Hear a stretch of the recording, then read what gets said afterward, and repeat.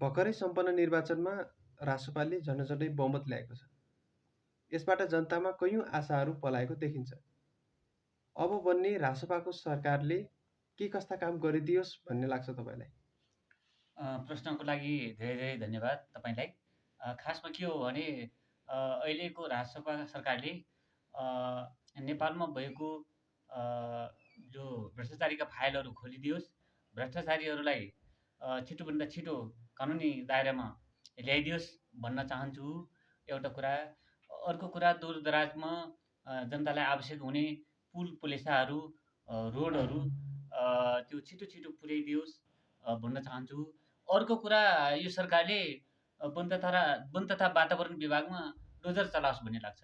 किनभने त्यहाँ वनका कर्मचारीहरूले राष्ट्रिय वनमा पटक्कै पनि राम्रोसँग चाहिँ त्यहाँ गस्ती नगर्ने, अनि कसैले त्यो त्यहाँ तस्करी गर्यो कि अथवा चाहिँ त्यो चोरी निकासी गर्यो कि भन्ने कुरामा राष्ट्रिय वन सुरक्षामा निकै लापरवाही देखिएको छ। अनि कसैले देखेर शिकायत गर्यो भनेपछि मात्रै अब त्यसलाई चाहिँ लामो लामो मुद्दा लगाएर चाहिँ अब त्यसलाई धेरै दुःख दिने। तर आफू भने पटक्कै पनि त्यो राष्ट्रिय वन तथा प्रकृति स्रोत, प्राकृतिक स्रोतहरू, वन जङ्गलहरू, जनावरहरूको चाहिँ पटक्कै पनि अब चाहिँ त्यहाँ सुरक्षा छैन। सामुदायिक वनहरूले अलिअलि चाहिँ अब आफ्नो रेखदेख गरिरहेको अवस्था छ।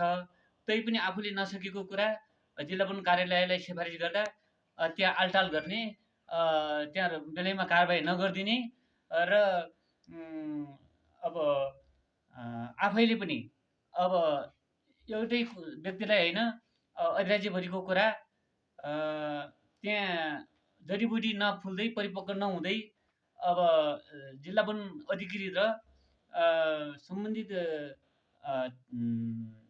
जडीबुटी फर्मवाला ठेकेदारहरू मिलेर समयभन्दा पहिले चाहिँ उत्खनन गर्न लगाउने, त्यो पैठारी गर्न लगाउने, त्यो गरेर पनि जडीबुटी विनाश भइरहेको छ।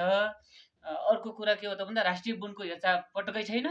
अब यता गर्ने उता गर्ने वनका कर्मचारीहरूले अब काम नगरेरै त्यत्तिकै अब तलब खाइरहेका छन्। त्यसैले गर्दा यो जडीबुटी संरक्षण र राष्ट्रिय वन संरक्षणमा पटक्कै जिल्ला वनका कर्मचारीहरूको ध्यान गएको छैन। यसमा चाहिँ ध्यान दिन लगाउनु पर्यो र नेपालमा जडीबुटी संरक्षण गरेर नेपालको प्राकृतिक स्रोत साधनलाई संरक्षण गरेर राम्रोसँग चाहिँ विधिवत चाहिँ सदुपयोग गर्ने हो भने नेपालमा केही रोजगारी बढ्ने सम्भावना देखिन्छ। यही भन्न चाहन्छु।